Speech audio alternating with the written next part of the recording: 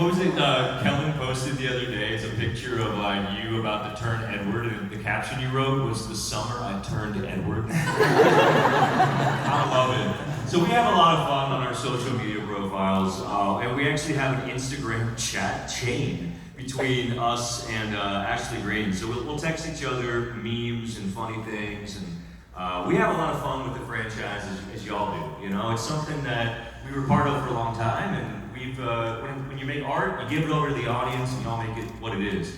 Every once in a while, though, I got to step up and just remind people that the most important relationship is an emotionally stable one.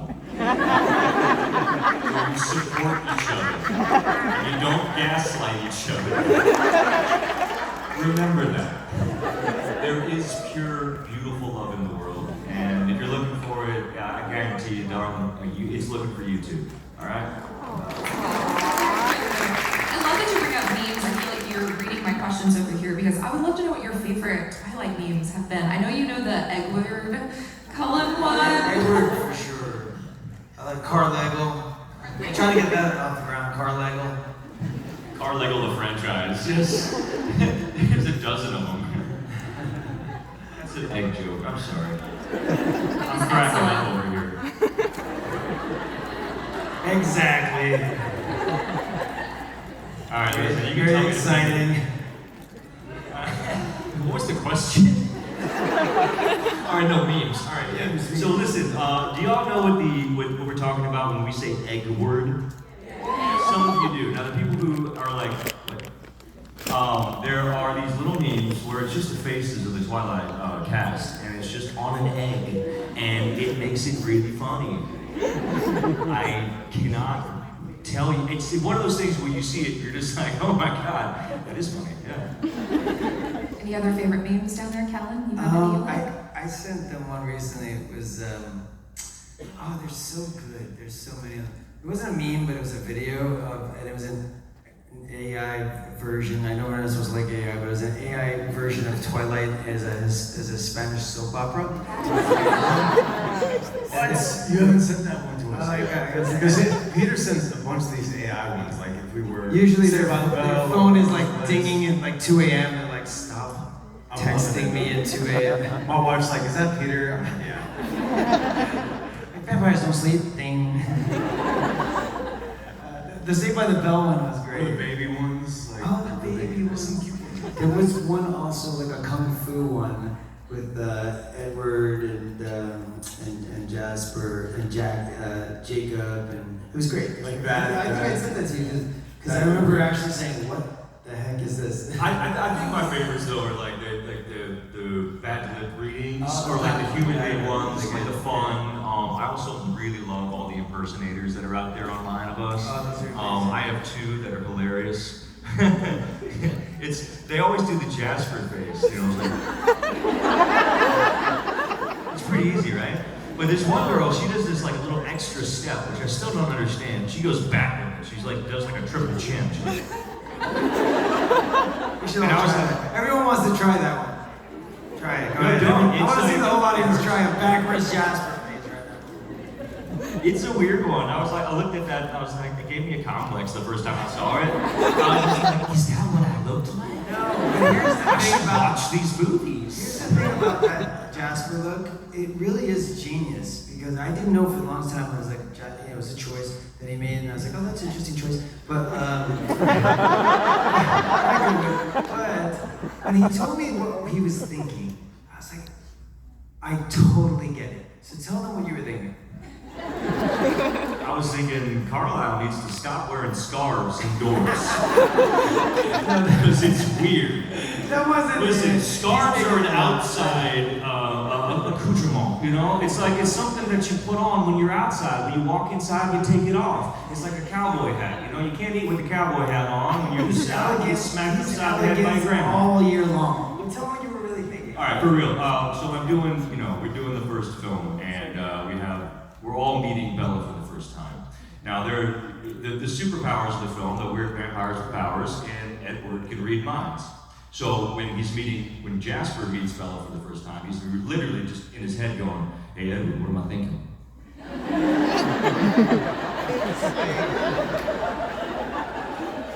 thinking she's too young for you.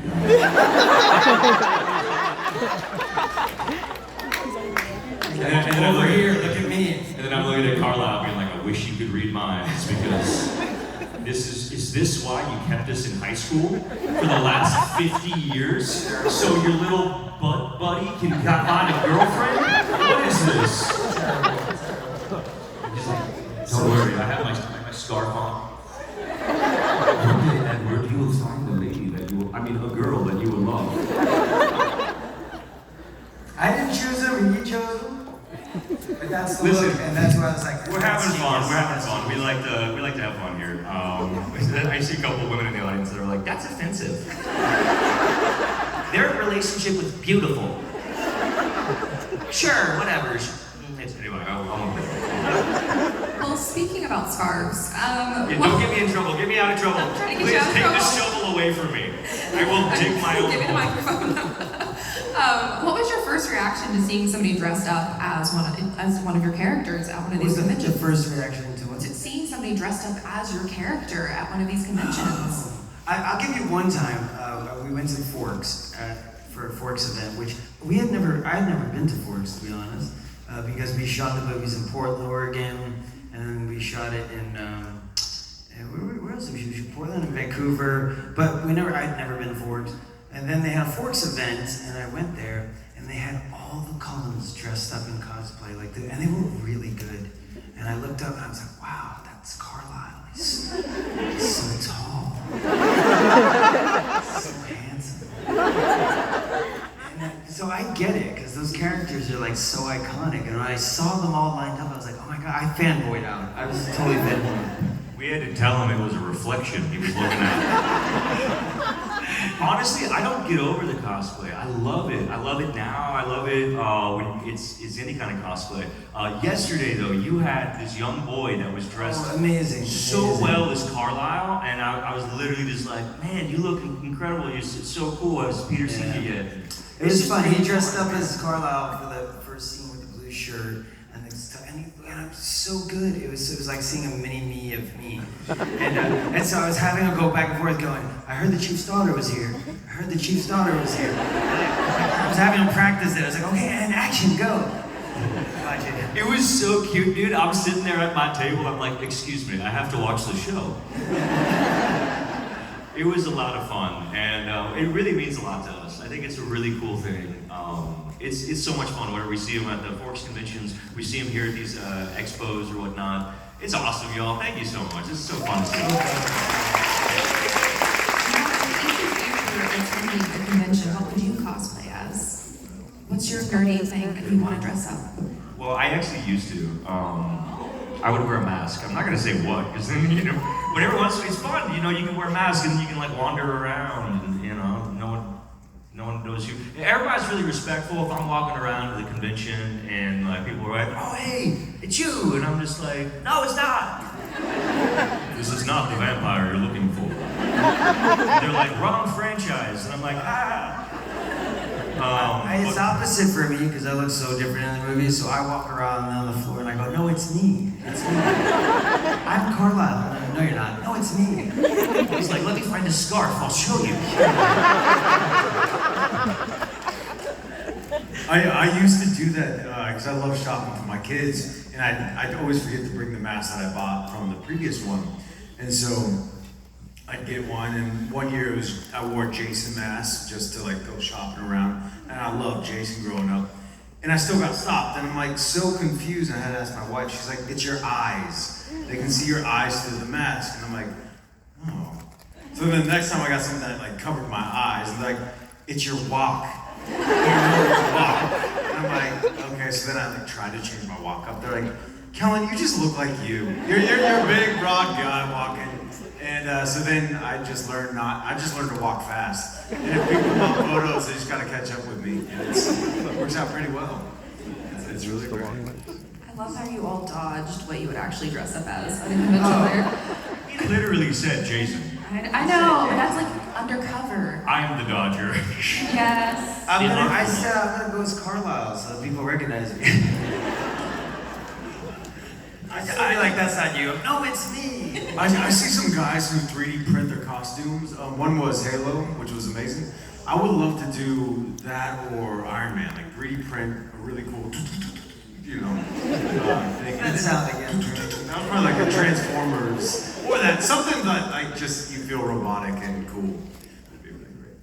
So after all of these years, I mean, we're heading towards 20 years since that first movie. I know, I it's feel old. I know, it makes us all feel old, but how Cat has your years. relationship with the franchise changed over time, especially getting to do these conventions, hearing what the franchise means to fans, how it's become generational? What has it meant for the studio? What's funny is that like people say, "Oh, I'm so glad Twilight's having a resurgence," but for us, it's never gone away.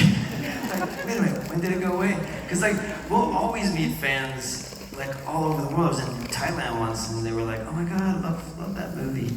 And so it's been fun to have a movie franchise that was so globally affected. But what's fun now is seeing new fans come aboard, because like the teenagers that were watching it at the midnight showings are now watching it with their teenagers, which is kind of fun. So I have a funny story about that too. So we have a farm in Iowa, Des Moines, and growing up, movies would come out like a year later to that theater. It was just so delayed. And so I had a fan here, but they're like, "Oh, you know, I heard you have a place in Iowa." They're like, "Twilight just came out." And I was like, "What?" I think she was punking Last week? Yeah, like just came out. She's like, "I just saw it. It just came out." And I was like, "For the first time?" And she said, "Yeah, but it was, I hope not." Don't tell her. Don't tell her. You know what? Is this a press tour for the first? Yes. You know what's cool? I don't know how many people actually went to see it when it in theaters. And what's fun is like you guys got to be a part of that, because like nowadays people don't go to theaters as much, you know. So everybody's watching things on their phones and TV, and like you know you're having like 5 chats and doing homework, and like my daughter does that. She's like doing homework on her chat thing and then watching the movie all at the same time. But it was one of the last movies that was like an event, you know?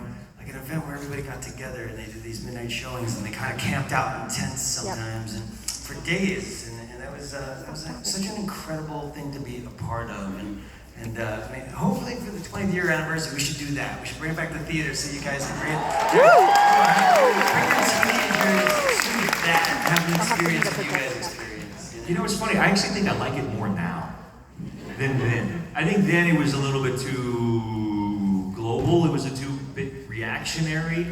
People either loved it or freaking hated it, y'all. I don't know. If you were around back then, you remember exactly what I mean, right? You'd be like, "I love Twilight." People would be like, "I hate him." There's only Harry Potter. There can be one franchise. And so it was a weird thing, and I was only doing comedy. I was doing a lot of comedy before Twilight, and then after Twilight came out, like everybody's like, "You do drama," and I'm like, "What do you mean?" I don't. Like Twilight's a comedy. What are you I talking was about? like, "This is the funniest freaking thing I've ever done." I mean, come on. And it was a strange time at that point, but now it's 17 years later. I've grown, changed. I believe people grow and change, and people have grown up. The franchise is kind of it's died down in a lot in terms of just global excitement, which is awesome, because now it's really just about the love, and it's like the haters are gone because there's no reaction. So now it's just about having fun with it, because that's what art and entertainment is supposed to be. It's not supposed to be something where you judge one franchise against another franchise. You shouldn't be judging one particular version, one actor's superhero against another actor's superhero. These are different interpretations. We're just having fun with it.